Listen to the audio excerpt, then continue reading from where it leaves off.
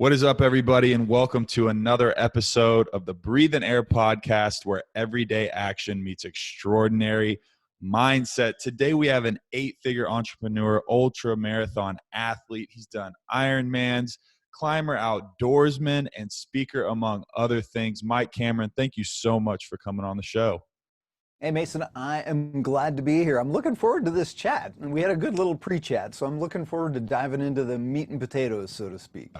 It's going to be good. I mean, just looking at the website, like you said, you saw me pop up in Little Rock, Arkansas, and you're all the way in Canada. It's just amazing what technology can do for us these days. But there's so many things that align with what we talk about on this show. So tell me a little bit about you and your background.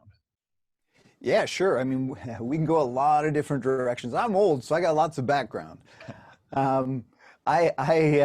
Most recently, I mean, I built and ultimately sold the business over the last 17 years. I started a mortgage brokerage business back in 2003 and founded that as an individual, built it up to, one of the larger national firms here in Canada. And ultimately I sold it back in December of 2019. It just wasn't really firing me up anymore. I was having a hard time getting excited about the business, and ultimately I ended up selling it in 2019 to pursue my passion, which is professional speaking. And I've been speaking in some capacity for 20 some odd years. So so that was December of 2019, and then my last live gig, I think, was March 6th of 2020, and as you're well aware, everything got shut down after that, and kind of put my plans on hold. And I think, the number one word for 2020 is pivot. So yeah. I had to figure out how to pivot. So here we are pivoting. Your story is so empowering, and we'll get into that a little bit here. But from your entrepreneurship journey, anyone that's listening and saying, man, I really want to go down this road, this is something I'm passionate about. Where do you start? What's something that an entrepreneur has to have? What's some traits that an entrepreneur has to have? Yeah, well, the where do you start question, I think if you're dwelling on that question too long, that's a problem. I think you just friggin' start. That's the biggest thing. For me, I kind of always knew that I had that entrepreneurial drive. I always knew that I wanted to be this badass businessman kind of thing, even, back in my early days. And I started following the likes of Tony Robbins back when I was 18 and, doing a Jim Rohn and Tony Robbins and all those kind of guys. And so I kind of pursued that success train pretty hard from an early age. So, if you're looking at starting a business, if you're looking at getting into entrepreneurship, I think for the most part, most of us can find ways to talk ourselves out of just about anything. Right. So forget all those stories that are in your head and just do something. And maybe it'll work, maybe it won't.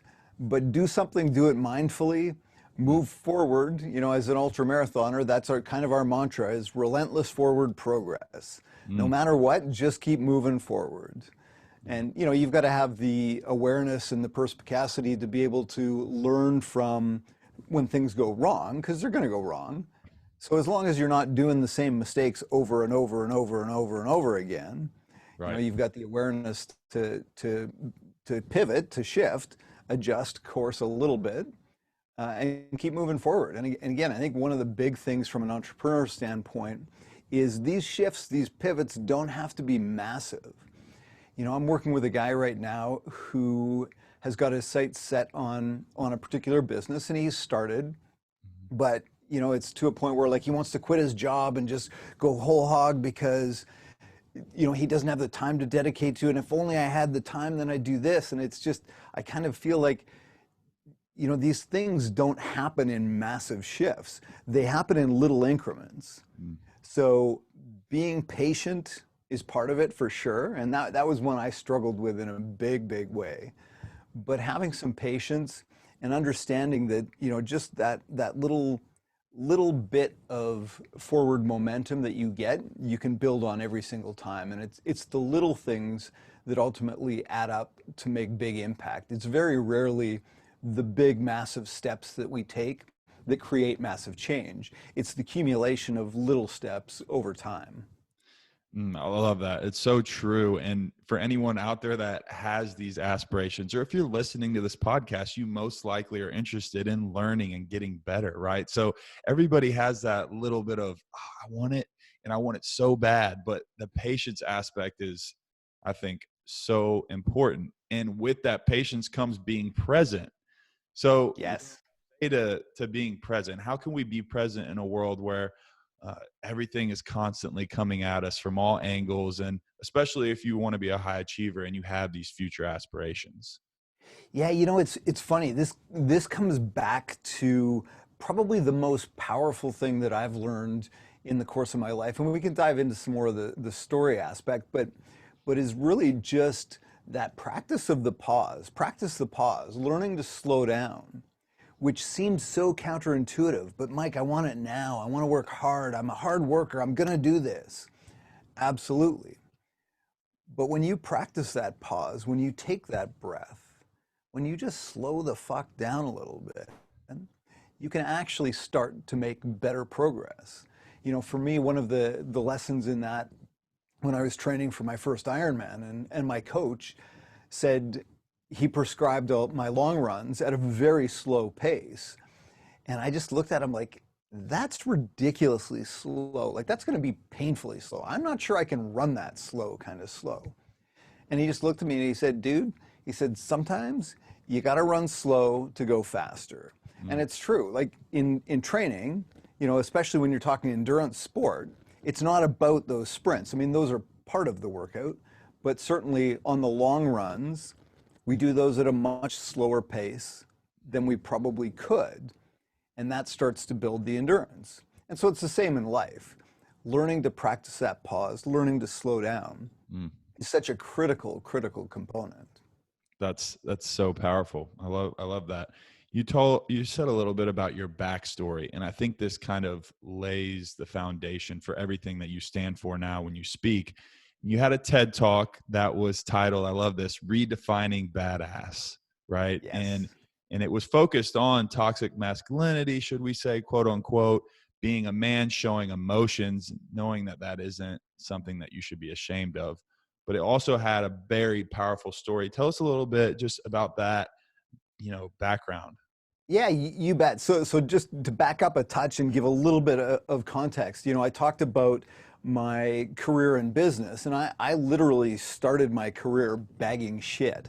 Like, I worked in a garden supply wholesale company where I was bagging steer manure for a living. Yeah. And ultimately, I worked my way up through the ranks. I ended up selling for that company. And what I realized then was people don't buy a bag of steer manure because they want to own a bag of shit. They ultimately buy steer manure because they want the feeling that they're going to get when they plant that beautiful garden, that grow that beautiful rose bush. So I started to twig that, hey, wait a minute, like, my customers don't buy the thing, they buy the feeling they believe the thing is going to give them. And so as I progressed through my sales career, I started diving into the research about how we buy on emotion and justify it with logic. And I found a fellow by the name of Dr. Antonio Damasio, who's done a bunch of research on this. And ultimately, the bottom line is, not only do we buy based on emotion, but we actually, as human beings, we make decisions based on emotion. Emotion, Damasio talks about emotion is the edifice upon which reason is built. And you'll understand why that's important to the story. So again, I started diving in, and as my career progressed, I got into finance because I kind of got as far as I was going to go selling steer manure, and ultimately moved into the world of finance. And again, started to use those, how do I make that emotional connection with my customers so that I can sell more investment products and I can actually work with them to get what they want. And it really became evident to me, and as I moved into a business leader, I started my own company, that my employees' productivity was directly tied to how they were feeling, and their emotional connection to us as an organization. So, flash forward to 2015, and I was competing in an Ironman triathlon in Penticton, British Columbia. So Penticton's a summer town, just a gorgeous, gorgeous spot up in British Columbia. You mentioned that you'd spent a little bit of time there. But so my girlfriend and I took a road trip to Penticton where I was going to be competing in this Ironman. And you touched on the topic or the title of my TED Talk was redefining badass. And, Colleen used to tease me about how badass I was as a guy that, did ultra marathons, Ironmans, was a rock climber, a yogi, ran a business. She'd always tease me about how badass I was. And I got to tell you, as a guy that's always been more geek than jock, more nerd than cool kid, it made my heart swell with pride when she would do that. Well, little did I know, but this trip to Penticton, I would get schooled in what it means to be a badass. You see, my 65-year-old aunt lived in Penticton, and she knew we were coming. And after the race, she invited us over for dinner.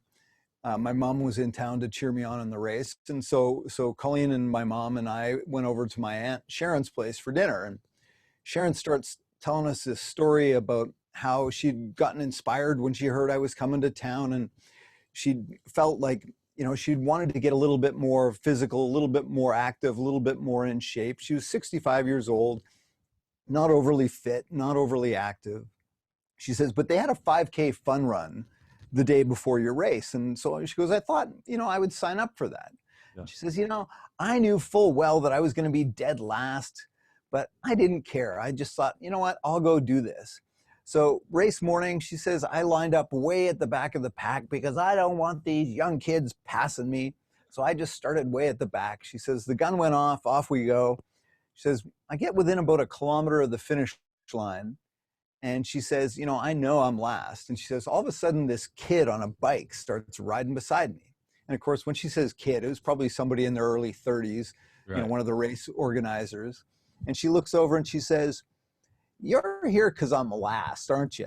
And he looks at her and he says, yep, I'm afraid so. And he says, but you're doing great. You're doing great. And he starts cheering her on. And so he rides with her that last kilometer in to the finish line. And they get within a couple hundred meters of the finish line. And he says, okay, I'm going to ride ahead and let them know you're still out on course. And she looks up and she can see that she's so far last that they've already started packing up the PA system. They've already started tearing down the finish line. And so she's just mortified. And this guy rides ahead and lets them know she's still out on course. And to the organizer's credit, they set everything back up again. And not only do they set everything back up, but they send Jeff Simons, who's a professional triathlete, who is a local boy. They send him out to run across the finish line with her. So she finishes telling us this story, and we're just thinking, how cool is that? So she gets up, clears the table, and Colleen looks at me and she goes, you know what, Mike? She goes, now that's fucking badass. How many of us, especially as men, would have the courage to compete in an event that we knew full well we were going to finish dead last? That we knew full well publicly we were going to finish dead last. And I think for most, and especially for us as men, we're so competitive. To have the courage to compete like that, knowing full well that you were going to finish dead last, just doesn't happen. And so the entire, it's a 10.5-hour drive from home. So our entire drive home, we talked about, what does it really mean to be a badass? And especially in the context of masculinity in men. And we happened to be listening to Brene Brown on the Tim Ferriss podcast. And this was August of 2015. And I think Tim asked her something to the effect of, what do you think of the over-feminization of boys in our school systems these days? And I kind of went, huh. But Brene handled it brilliantly. She said, well, Tim, she goes, I don't think that masculine and feminine are mutually exclusive. She said, in fact, I believe that perfect combination of tough and tender is the exact equation for badassery. I just thought, boom, there it was. That, to me, just wrapped it all together. And, if you're familiar with any of Brene's work, she talks about vulnerability being the core of all emotions. So to me, again, looking at Aunt Sharon, looking at that combination of tough and tender is the perfect equation for badassery. To me, that just brought it all home. And in that moment, this book here that I had started writing at the time sort of evolved from what originally was going to be a business book into what I was going to title Redefining Badass. And little did I know how important that concept would become only a short month later. So on October 2nd of 2015, so it was like a month and a half later, I woke up at my place. Colleen was at my place. She got up at 5 o'clock in the morning. She was a yoga instructor, so often taught at 6 a.m. class. So she got up at 5 a.m. I heard her get up, get dressed, come around to my side of the bed to give me a kiss goodbye, and gave her a kiss. I said, have fun at yoga, and I rolled over and went back to sleep. And my alarm went off at like 7 o'clock. I get up, I come downstairs, I make some breakfast. It's about 10 after 7, and I shot her a text, and I said, hey, how was yoga? And she didn't reply, and I thought, no big deal. She, not a huge talker, but an absolutely incredible listener, and as a result would often get drawn into these long conversations with students. She was just one of those people that people would open up to. Right. So, it wasn't out of character that she wasn't available, not a big deal. I carried on about my morning, finished my breakfast, hopped in the car, headed to my downtown meeting for a 9 o'clock. Called her again at, 8:45. Phone rang and rang and rang, got voicemail, texted her again, no response. Starting to, the wheels are starting to spin a little bit like, oh, did I piss her off? Did I do something wrong? And, that little voice in your head that just starts making up all these stories. Yep. And so I kind of brushed that aside, went in, did my meeting, came out, still no response, no text back, and drove back to the office at 11 o'clock. And yeah, now I'm starting to feel like, something's just not feeling right. Like, this is out of character. We were always very careful about making sure, we were responsive. And I finished up my 11 o'clock, and it was a deal we were working on. And anyways, the meeting went great, and we decided we were going to go across the street for lunch to celebrate. We'd come to an agreement, and again, I still hadn't heard from her. So, by this time, my stomach's in knots, and I'm just like, this is not cool. So this just doesn't feel right. So we walked into the restaurant, and as the host was about to seat us, my phone rings, and I looked at it, and it was a blocked number. And so I answered the phone, and the voice on the other end says, this is Constable so-and-so. And I don't remember their name, but I got to tell you, man, my heart just sank. And I said, is she okay? And he said, where are you? And I practically screamed into the phone. I said, is she okay? And he said, look, we're at your house. Where are you? We're coming to you. And so I told him where I was, and I turned and I walked out of the restaurant. I don't think I even said 2 words to my guests. And I stood on the curb there and I waited, and it, what felt like an eternity, but was probably only 5 or 6 minutes. My house wasn't far away, and this unmarked police car pulls up across the street, and this big badass burly looking cop gets out, and he's plain clothes, but he's got his badge around his neck, and what movies would lead me to believe is a Glock on his hip. And I meet him halfway in the road, and he just, after identifying who I was, he looked me in the eye, and he said 3 words to me that would ultimately change my life. He looked at me and he said, Colleen is dead. Shot and killed by an ex-boyfriend who subsequently took his own life. We make decisions based on emotion. This was a dude that made a decision with very permanent consequences based on a very temporary emotion. And so, yeah, that absolutely shaped everything I've done ever since. So for the last, 5.5 years now, that has really informed who I am, what I do, and how I show up, and why I show up. And of course, that again changed the trajectory of what the book ended up becoming.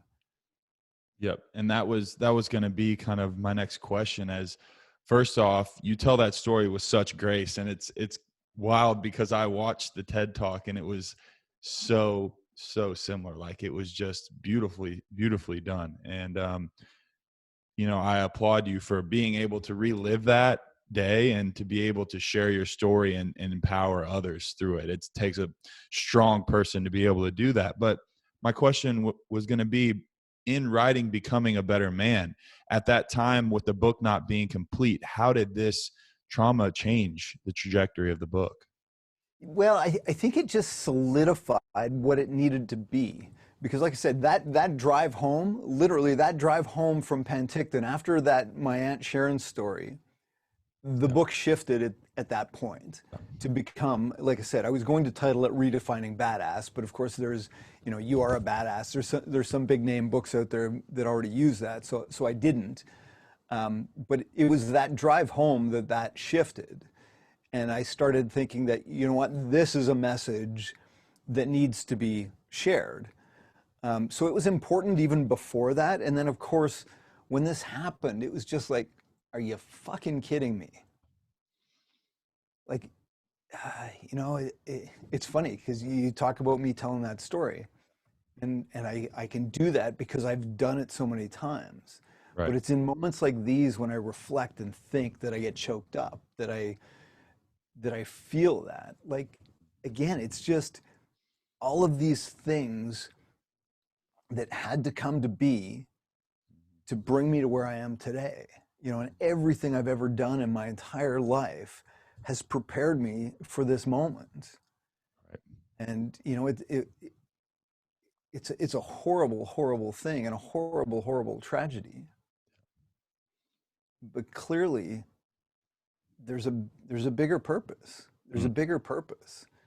And it's not up to, well, I guess it is up to me. I mean, who am I to throw that away? Who am I to squander Right. that opportunity?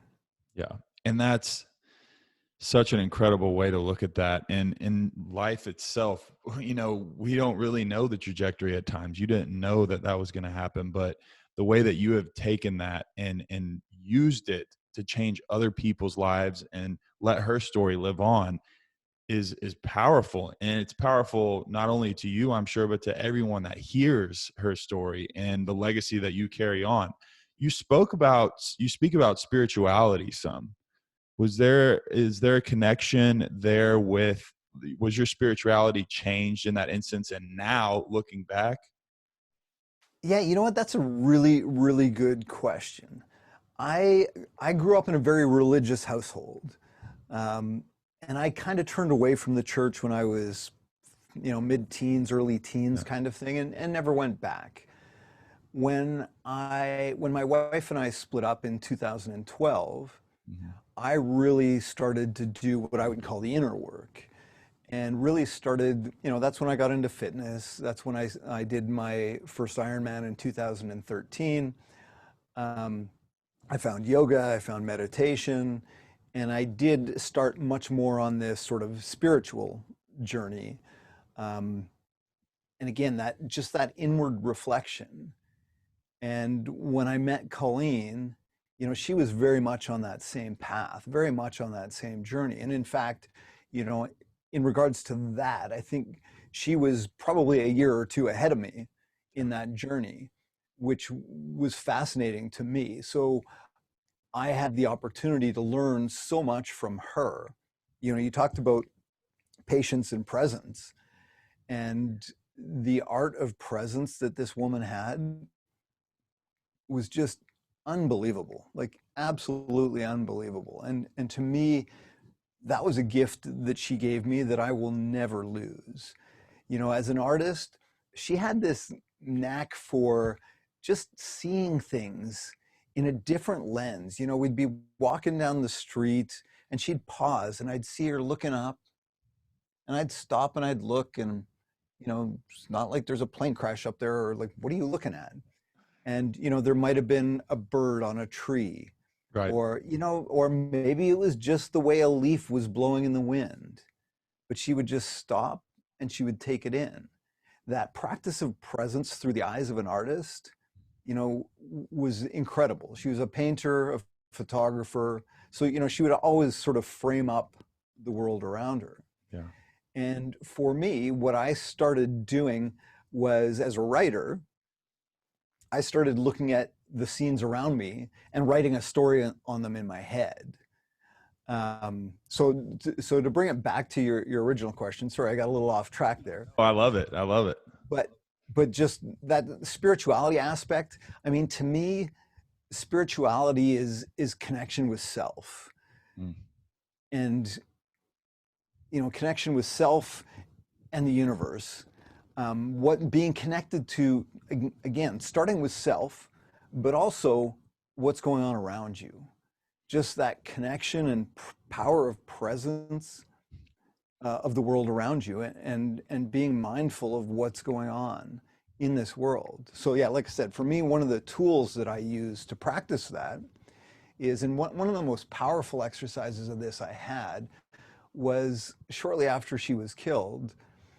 I went on a date with myself. I went to one of the nicer restaurants in town, and I suited up and I got all dressed up, and I just went by myself. And I haven't told this story much, so this is gonna move me a little bit. Yeah. Because this was, it was almost a farewell dinner. Mm. I hate saying it quite like that. Right. But it was kind of a coming to peace with what had happened. Mm-hmm. And so I went, and I went alone. Yeah, it's funny. I haven't told this story. I don't think at all. I might have written about it once, but yeah, I went and I sat in this restaurant, and I sat by myself, and I had the maitre d' seat me sort of in the back corner of the restaurant so I could see everything that was going on. It was December, because I remember there was a table of, I don't know, maybe 18 people or so, and it was like clearly a corporate event. So just noticing the nuances of each of the individuals, there was the drunk one, the lady that had had far too much to drink, that was wearing heels that were just a little bit too high for her comfort level. The dress was just a little smaller than it probably should be. And then there was, again, all the archetypes that you can imagine in that company Christmas party. I remember observing them and just writing that story in my head, and writing the description of what the restaurant looked like, and the couple at the table next to me, and the two couples at the table over that were clearly celebrating something. And again, I don't think I've ever told this story. I bought, there was two couples who I presume were probably son and daughter, and father, or maybe in-law, and then father and mother. So it was like two generation couples, and they were clearly celebrating somebody's birthday. And when I left, I paid the bill for them. And it's one of the things I like to do every once in a while, that pay it forward thing, and doing it completely anonymously. Like, I didn't tell them anything. I just paid and I left. Which was super fascinating, because I actually got a phone call from the maitre d' the next day, and they had come back and left a thank you card with the maitre d' and said, if you do happen to know who did that for us, please pass this along. Wow. Oh, I've got to see if I can find that now. That's incredible. Yeah, it was so cool. And it turns out that it was parents, their son, and their daughter-in-law that had gotten together to celebrate the son's birthday. And again, just some of the stories that come out of this, but yeah, like writing that story in my head and having that practice of presence was huge. Yeah, that's an amazing story. I mean, there's paying it forward. There's something to be said for paying it forward. And even just rewind, there's a couple things that stuck out to me there, which you spoke about, kind of, taking in and seeing things through a different lens almost, and taking in your surroundings. And this is something that I struggle with, because I know it's so easy to be go, go, go, go, go, pick up the phone, look at the phone, do this, do that, answer an email, answer a phone call. What do I got to do as soon as I wake up to go, go, go? And recently I've been trying to, like you said, take a step back, look around.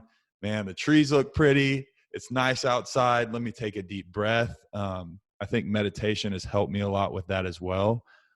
But there is just something to be said to just exist and be in this present moment. There's so much power in it.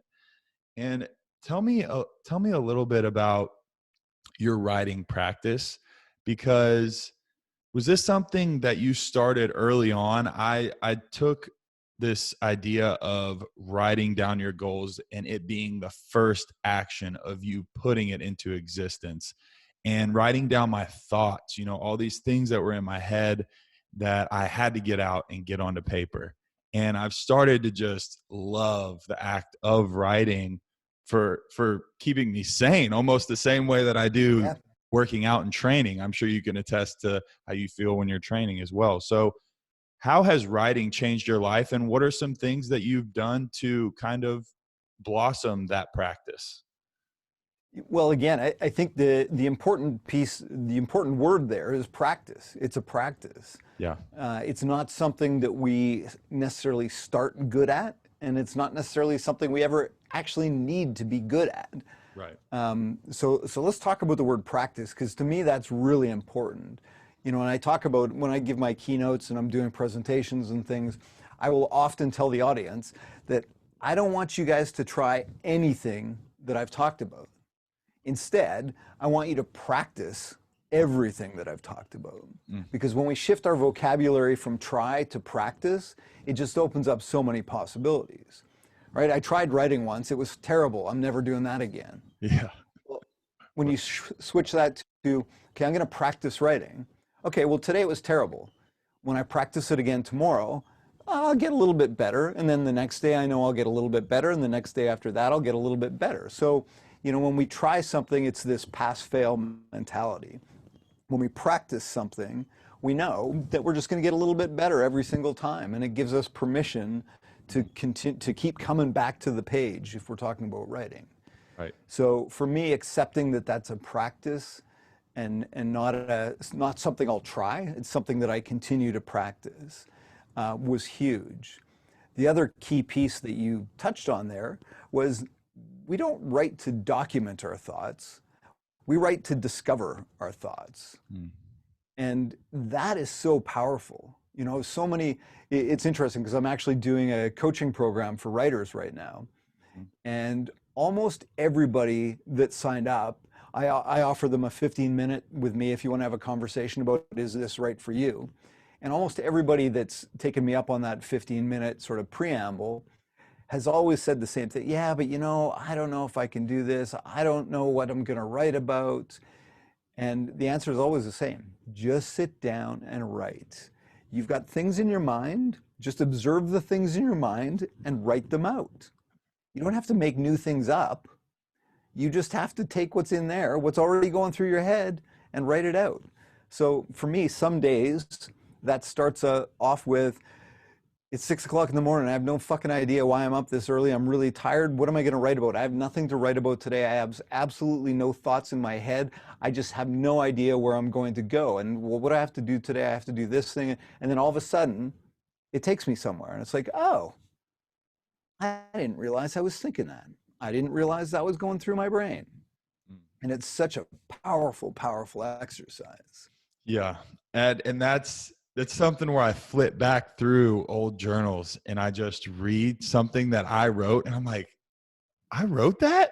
Yeah. And at that moment, it's even crazier when at that moment, it's exactly what I needed to hear from myself. Because we get put back into these loops and patterns of thoughts that we don't even realize subconsciously sometimes. And probably Bingo. 3 weeks ago, a month, whatever, however long ago, I was experiencing similar feelings. And it's like the answer's on the page. So it's a really weird thing when that happens, but extremely powerful. Oh, that is so cool, because you're right. Like, it is about identifying those patterns of thought that trigger those emotions that ultimately trigger the behaviors. So, we talk about, from a performance aspect, as guys, we want to perform, we want to do things. So often we'll try and brute force change the behaviors. Yeah. But if we don't address, I talked about it before, we make decisions based on emotion. Our decisions dictate the behaviors dictate the results. So if we don't understand the underlying emotions that drive the decisions we make, we have zero chance of living a fully awakened and purposeful existence. So rather than trying to brute force the behaviors, it's about going back to identify what are the feelings that are driving these decisions, and what are the thoughts that are creating some of these feelings. And as you said, like, they're usually patterns. So when you write them out, you can see them. And I love what you said, because I can't tell you how many times I've gone back and I've read something I've written. I'm like, oh my God, that's beautiful. And then it's like, oh, wait a minute, did I copy that for, like, is that some famous writer somewhere? So Yeah. I'd actually Google chunks of text to see if, Yeah. did I just really like this that somebody else wrote and I cut and pasted into my, because Right. I tend to journal in Google Drive. So sometimes I will cut and paste phrases that I like, but I come back and it's like, oh no, that's a Mike Cameron original. That's pretty damn good. It is just a wild thing. And at the time we may just do it and be like, oh, it's there, it's done, and not feel any type of emotion. All of this kind of goes back to me that I've been realizing that being aware of your thoughts, feelings, emotions, these things are the first step to starting to understand some of the deeper intricacies of the way we think and the way that we're wired. How have you been able to start down this road, and even at the beginning stages of this realization that you've had, how did you start becoming aware of your thoughts and these Yep. emotions? Yeah. So again, it all comes back to the slowing down piece. So from a formula standpoint, because as a guy that speaks about this stuff, I try and find ways to make it memorable. Right. So I use the acronym SOAR. Learning, I want to soar. I want to learn to soar. S is slow down. Just practice that pause. Take that breath, as we've already talked about. O is open up. And the open up is twofold. One, it's open up to yourself. Actually let what's in there come to the surface. Because as guys especially, we tend not to do that. It's Right. like, oh, there's a feeling coming. What? Nope, nope, nope, nope. Back down. Yeah. So just open up to yourself. And the second part of that is opening up to somebody else, to sharing. Mm. And, of course, that's got to be in a safe environment, depending on what we're talking about. But even if it's, and I do this in interviews sometimes, if I'm doing a big interview for, a large live audience or something, I'll actually say to the host, you know what, Mason, right now I'm feeling pretty nervous. I'm pretty nervous. I don't want to mess this up. This is a pretty big opportunity. I'm on CBC radio live, and I don't want to mess this up. So just sharing that, articulating that, helps to sort of dissipate it. Mm. And the A is accept. Accept whatever's coming up.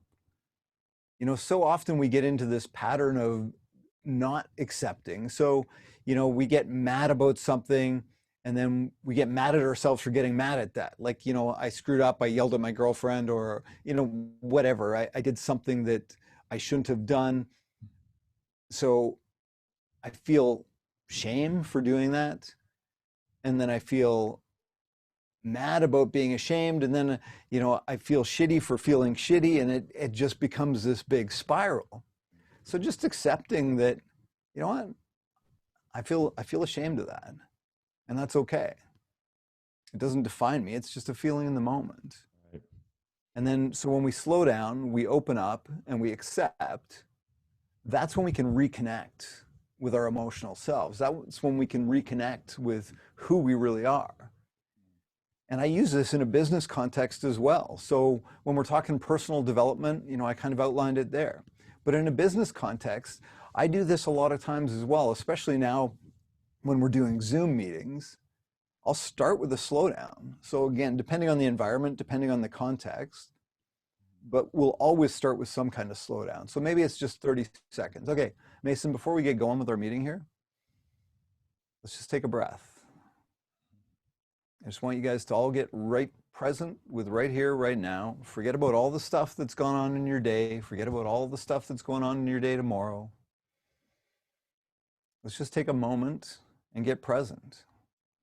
And then again, depending on the environment, depending on the context, with our writing group, I do a quick check-in. So I go around the table and I say, okay, what are you feeling right now? Physically, what are you feeling? And then emotionally, what are you feeling?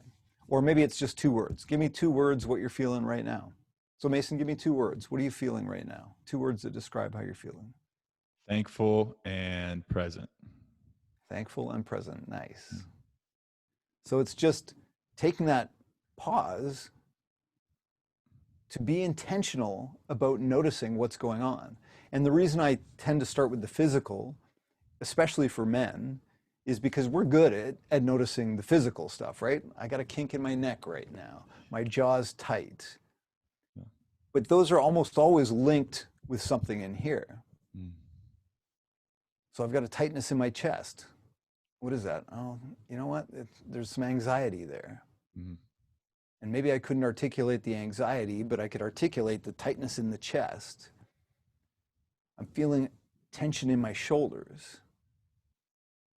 That's the stress. I feel this weight of the world. I have to provide for my family. COVID's wiped out my business and I still got to pay the freaking mortgage and I got to put food on the table for my kids and it's fucking heavy. And I don't know what to do with that.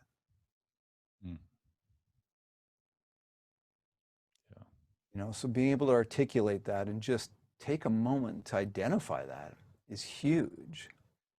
But it really starts with being intentional. So creating time to do that. So, you know, whether that's with your partner, whether it's with a friend, whether it's in a men's group, you know, I run men's groups. So that's our entire intention. Tonight at 6:30, we're going to get together and we're literally going to practice feeling. Yeah. We're going to practice getting vulnerable with one another. And, you know, we talk about mental health, but I like to equate it to emotional fitness. You know, you touched on the working out thing. Well, as guys, we know that if we want to get physically fit, we go to the gym a few times a week and we lift weights. Yeah. Yet when it comes to our emotional fitness, what do we do? And the answer for most of us is jack shit. We don't do anything. So creating an intentional space where we can practice that emotional fitness is huge. And for me, that revelation came, you know, I told you I'd done sort of the inner work, I'd done yoga, I'd done meditation, but by definition, you know, when I look at vulnerability being the core of all emotions, by definition, vulnerability means I have to open up to somebody else. So it means more than one person usually. So where can I create that intentional space where I can open up to somebody? So like I said, maybe that's your partner, maybe it's a friend, you know, rather than saying, hey, let's go for a beer and watch the hockey game. Hey, let's get together and just chat about life. Tell me what's going on. What's weighing you down? What are you elated about? What are you super happy about? What are you excited about? Let's talk about these things. And let's do it when we're not distracted. Or maybe, you know, for some, maybe it is, let's do it, but let's be distracted because it's a little more comfortable. When I know the hockey game going on in the background and I can always turn my attention back to the hockey game when it gets too uncomfortable. Right. So maybe it's baby steps, but, you know, be intentional about it. Yeah. Does that answer your question? Yes, it does. It does. And that word intentional in the way we live, love, our relationships, our work, it's been something that has been so powerful for me, thinking about how so often we get into the hamster wheel of going through life without focusing our intentions. And that word is just it. If you enact it in your life, things will start panning out differently and you'll start seeing things differently because of the intention. And it really is a powerful thing. And you spoke about the physical fitness, which I'm very into. I love speaking on, you know, health and the correlation with mind and body. So what is your take through yoga, through ultra marathons, all of these extremely mentally challenging and physically challenging events? How is that, you know, mental and physical connection, manifested in your life? Yeah. So for me, I mean, the endurance sport really started when I split with my wife, and I just needed something for my own peace of mind, mental health. I needed an outlet. Yeah. And so running was a good one. So I did a marathon, and then I ended up hooking up with some folks that were triathletes, and I thought, oh, that sounds kind of fun. So I did that, and just nature of who I am. I started with a tri, which is like a 300-meter swim, a 20-kilometer bike, and a 3-kilometer run. So it was like nothing. And then I did that one, and it's like, that was fun. That was 2012. So then I signed up for the Ironman in 2013. So I tend to be a little bit extreme, but for me, it's about finding the edge, finding your limits, Mm. and pushing beyond them. One of the really cool things that came up for me when I was training for Ironman, there's a fellow by the name of Chris McCormick, who's a professional triathlete. I think he's probably retired now, because he was in his maybe 40 when I first started following him. Mm-hmm. But he moved from short course triathlon. So he was winning a lot of events in the short course triathlon, like the sprint and Olympic distances. And then he moved up into Ironman. And he's, I think, 2-time world champion. He's won 12 championships or something like that. But just a badass when it comes to triathlon.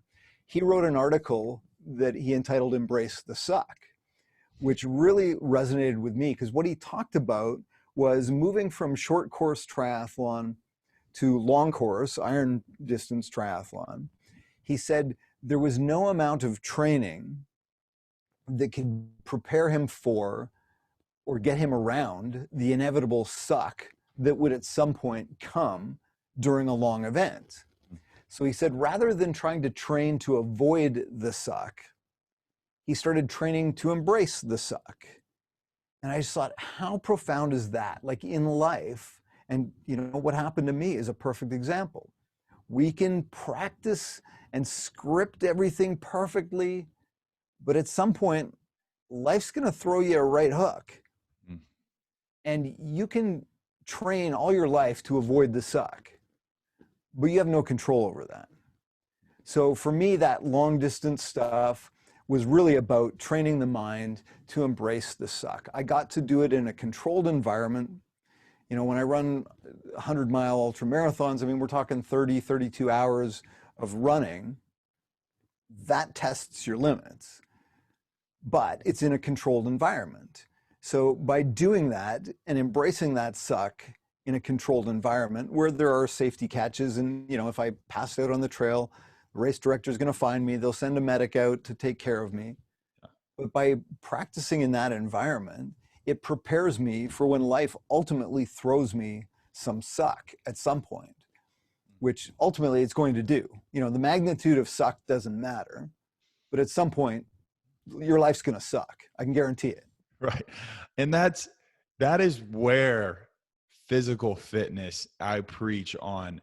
This is so important, not just for all of the scientific facts that we can get into about, longevity. For me, I'm like, I want to be able to pick up my grandkids when I'm 70 years old. It was for sports, but it's transformed into more about, gut health and health eating and all of this physical health that we have, right? But when it comes to training and putting yourself into stressful situations, you are literally putting yourself into discomfort when you're training for an end result that that your body is going to be stronger on the back end from going through that hard time. What's that, in weight training, I mean, you talk about the principle of adaptation, and it's the same thing. Yeah. The more you push, the more your body and mind adapts to the environment around you. Right. And our bodies and minds are so powerful. Like, I can't even wrap my brain around it sometimes. I started getting really into neuroscience and started reading a lot about Wim Hof and the cold therapy and stuff. And even that concept of exposing your body to extreme temperatures. You can go hot in a sauna or cold in a cold shower tub. You're showing your body stress, but Mhm. the immune system is responding in a positive way to that minor stresses. So then you're building up your immune system through these minor challenges, just like the minor challenges that you put yourself in through in life and business, and those things help you in the back end. And that connection is always just so powerful to me, and that's why I constantly love to preach it. You did it well there. Yeah, well, I like what you said, but also want to connect that back to the emotional, because I touched on the physical manifestation of the emotions. So if we don't practice that emotional fitness, it's going to come out or release or dealing with, like that's coming out one way or the other. There's a book called The Body Keeps the Score. I haven't read it. It's on my list, but it talks about how emotions manifest physically, whether it's illness or what have you. If we don't deal with those emotions, and again, for guys especially, we want to bottle them up, we want to bury them, we want to suppress them. But if we don't deal with them, like they're coming up one way, shape, or form. Maybe it's insomnia. I know a lot of guys can relate to that. I can't sleep. It's like, yeah, maybe it's not because your mind is so powerful and busy and strong. Yeah. Maybe it's because you've got shit you're not actually dealing with. And that's when you go to sleep, now your defenses are down, and guess what? It's coming up. Mm. It's coming up. Yeah. It's just so important to know that too, though, with even stress being one of the leading, causes of all of these physical ailments. There is a connection there with emotions and coming to grips with them. How does someone, and we can go men particular here, how does a man that has been feeling like he has this build up, this physical build up, like you said, that pain in your chest sometimes, right? The weight of the world feels like it's coming down on you. They don't know an outlet to go to. And maybe they've been filling that hole with other things that they shouldn't be, that are hurting them in other ways. How can they come to be able to release some of those emotions in a positive way? Yeah, so again, I bring back to that SOAR acronym. So that's a Yeah. huge tool to do that. So slowing down, opening up, accepting and reconnecting, huge. When we're talking about, when we're talking about addictions, Gabor Mate is another fantastic author, and he talks about, rather than talking about why the addiction, we should be asking why the pain. Because when you talk about whether we turn to, substance abuse, whether it's alcohol or drugs or what have you, we turn to something to numb that pain. We turn to something to numb those emotions. For me, it was work. Like I worked an awful lot of hours. So some of these things that we do to numb, we actually get patted on the back for. Way to go, Mike! You're such a successful business dude. It's like, yeah, I'm not so sure that's super healthy. So finding an outlet where you can actually express what's going on inside. So being intentional. So there's lots of men's groups out there. They're fantastic. Just creating a space for guys to get together and just share it. Look, man, this is what's going on in my life right now. Yeah.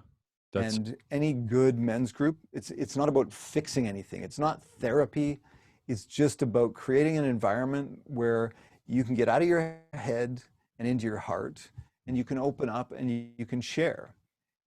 And again, if you've got a good group of guys, they'll know how to poke you and like, hey, Mason, so, not here's what you should do to fix that. It's where do you feel that? Like, where do you feel that physically? yeah. Where do you feel that in your heart? What does that feel like? Feels shitty. Okay, well, can you describe what shitty feels like? Because shitty is not really a feeling. It's Right. this jumble of feelings. So let's pull a thread. Pick one. Anger. Fuck, I'm mad. Yeah. I'm pissed off because X, Y, and Z. Okay, wonderful. What else? Oh, there's sadness in there. I'm sad because I got let down because whatever. Right? And just start pulling at those threads. Mm. Yeah. It's powerful. It really is. And it just starts, like you said earlier, just start. Yes. Yes. You don't have to think that you're going to be an expert at these kind of techniques or being able to be good at it at first. But like you said, just pulling the thread is a good acronym there. Tell me a little bit about leadership. And I know that I've taken quite a bit of your time here, but leadership, you obviously are a leader in business and leading men now as well and leading people. How do you be a better leader? You know, so I'm a big fan of Kouzes and Posner's leadership challenge. So the 5 exemplary practices of leadership. And let's see if I can get these rattled off. Um, inspire a shared vision, model the way, encourage the heart, enable others to act, and challenge the process. So those are the 5 practices of exemplary leadership. Easy for me to say. There's a book called The Leadership Challenge. Kouzes and Posner, the authors. I can't remember first names. It's Jim and I'll get them mixed up. But anyways, their model of leadership is one that I really like. So how do we show up? How do we inspire a shared vision? So for me, it's talking about becoming a better man. Why is that important? Why is that important for me? Why is that important for society? So model the way. Again, act as an example, be an example. Encourage the heart. I mean, and that's part of everything I do is encouraging the heart. It's about getting out of the head and into the heart. Leading with empathy is huge. Challenge the process. I think that maybe that's bullshit, Mason. I'm not sure I buy that. Defend your position for me. Tell me why I should be doing that. Challenge the process. Challenge your own process. Challenge your own beliefs. You know, from a leadership standpoint, that's huge, is having the courage to actually challenge your beliefs. Because one of 2 things is going to happen. Either you're going to reinforce them or they're going to start to crumble. And if they start to crumble, well, that's probably a good thing because they weren't all that solid in the first place. But, you know, especially when we're talking about generational beliefs, you know, well, I believe this because this is how I was brought up. And my father's father before him was brought up this way. So this is just the way it is. Okay. Is that really just the way it is? Or is that just how you were brought up and you've never considered anything else? Get curious. To me, from a leadership standpoint, curiosity is a very powerful thing. It's about getting curious instead of judgmental.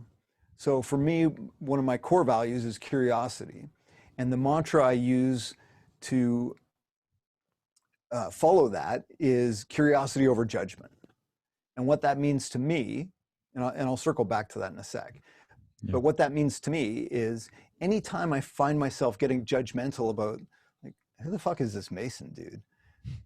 Actually framing that up and, wait a minute, who the fuck is this Mason dude? Tell me a little bit more. Right? Like, and it's a small shift, but approaching these things with curiosity over judgment is huge, and it can open up so many things. So again, back to leadership, values first. So you talked about goals. Sorry, I'm jumping all over the map here, but keep going. you talked about goals. So for me, I stopped setting goals probably a decade or more ago. And there's a number of reasons why I did that, but the framework I use instead of goal setting is I set values, I set intentions, and I set milestones. The problem with goal setting, you know, for me, one of my first goals was I wanted to make 100 grand a year. You know, for many business people, that's a milestone. That's a goal. I want to make 100 grand a year. But do you really want to make 100 grand a year, or do you want the feeling that you think that 100 grand is going to give you? Is it going to make you feel accomplished? Is it going to make you feel secure? Is it going to make you feel like a baller? What is the thing that you want? It's not really the 100 grand. And what often happens is when we get so hyper focused on that 100 grand, you know, now I'm working 12-hour days, 6 days a week to make that 100 grand, and my girlfriend hates me, my kids don't see me, and oh, wait a minute. So those things I actually wanted have now just taken a shit kicking because I got hyper focused on that goal.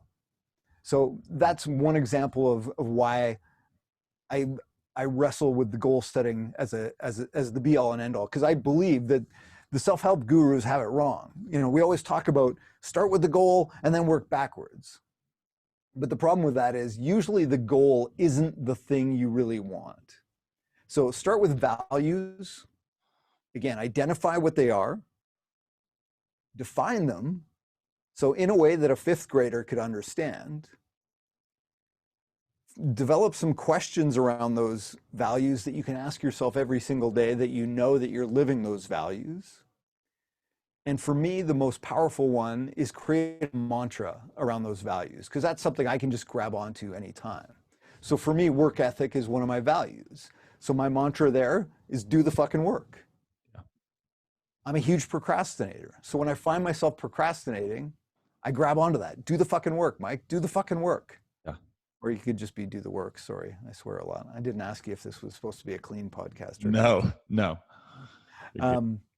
But yeah, so that's my mantra. So again, getting intentional, sitting down, mapping out those values. What do they actually mean? Because it's easy to rattle off empathy, curiosity, kindness, honesty. I mean, we can all rattle off the words. Yeah. But what do they actually mean? What do they actually mean to us? Because what empathy means to me may be different than what empathy means to you. So getting clear on those values, because those are your North Star. That's what should be the pull. That's what should bring you. And then your intentions, as we've touched on a little bit, is how do I want to show up in this world? Who do I want to be? Not so much what do I want to accomplish or what do I want to have. Who do I want to be? Because I can tell you, man, life can take away what you have, but it can never take away who you are. So we damn well better focus on becoming more rather than having more. Mm. So for me, that's what intention is all about. So, you know, some of my intentions are to be bold. As a guy that's always been kind of the nice guy and maybe not quite so assertive, one of my intentions now is to be bold. I'm fucking tired of this bullshit that's going on in the world. I've got a message I want to share. It's time for me to be bold. One of my other intentions is every conversation I have, I show up with the intention of making that a life-changing conversation, whether that's for you or for me. My intention is that one of us is going to take something away from this that's going to change our lives. And again, it doesn't have to be a 180 change. It can be just a small little pivot, because again, if we're going this direction and we shift 1 degree, 10 years down the road, that gap is huge. So again, intentions, values first, intentions next, and then milestones. And milestones are goals, right? So, but they're not the thing that pulls you. Your values and intentions pull you. The milestones are just little offshoots along the way. So if I'm going down this road chasing my values rather than chasing my goals, you know, if making 100 grand a year is one of my milestones I want to hit, that's great. I'm going this direction on my values and intentions. And if this little milestone over here comes along, great. But you know what? If I start chasing that and I realize, you know what, this is no longer in alignment with my values or my intentions, then I can just let it go, because I'm not so married to the set your goal and stick to it. Well, why would you stick to it if it's not actually serving you? So sorry, that's my long-winded rant. Yeah, I'm gonna go ahead and put an intro. Get your pen and paper ready. A lot of good things in here. Well, I have one question that I love to ask just about everybody that I have on the show, and I'm very interested to hear your thoughts. But what is your definition of success? Yes. You got another hour? Yeah. Now, well, you know what? For me, success is about living in alignment with your values and your intentions. That is it. So for me, you know, I chased success by standard measures for many years, and I hit it by most measures. But then at some point it became about moving from success to significance. Cool. Because otherwise I'm just chasing. And at some point it has to be more than about just chasing that next thing. Incredible. Well, Mike, thank you so much for your time. This conversation definitely was incredible for me, and I know a lot of people are going to feel the exact same way. I'm sure you saw me like writing down notes the whole time, like, oh, that's super good. How do you keep that? definitely going to go back and listen and have the pen ready. So where can everybody find you if they're trying to, connect with you or interested in some of that you have to offer, want to check out your book, etc.? Yeah, MikeCameron.ca is my website because I'm up in Canada, so I'm .ca. .com is a baseball player, so you'll know that's not me. But yeah, MikeCameron.ca is probably the best bet. I've got a community online there, so you can join the community for free. I've got a bunch of different programs. So I actually offer what I call a lifestyle by design program. So you talked about this before. Like most of us live life by default.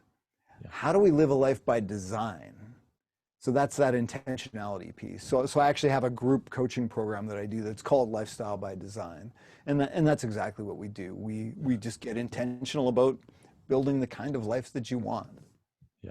Incredible. I love it. And thank you so much for your time. Is the book available on where can everybody find the book at? Yeah, it's on Amazon. It's also on my website. It's on the website. So either way, yeah, if you search Becoming a Better Man When Something's Got to Change, maybe it's you. Mm. So again, that subtitle is all about that taking personal responsibility. Yeah. Well, Mike, thank you so much for your time. It's been an absolute pleasure having you on. And I know that the guests are going to enjoy this. Guys, if you have listened so far, thank you so much for tuning into another episode of the Breathe and Air podcast. If you're listening on Apple Podcasts, go ahead and leave a rating or leave a comment. Let me know how you like this conversation. Reach out to Mike, let him know as well. And if you got something out of this, which if you've made it this far, there has got to be something that stuck out because, man, there's some good shit in there.